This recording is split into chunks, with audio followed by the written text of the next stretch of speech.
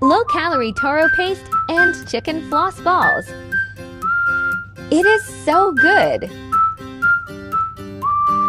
Mash the steamed taro and sweet potatoes.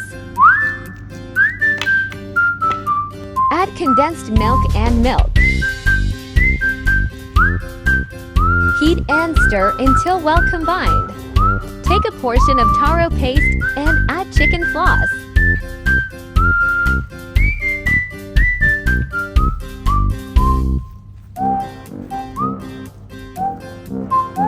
Cover the ball with chicken floss.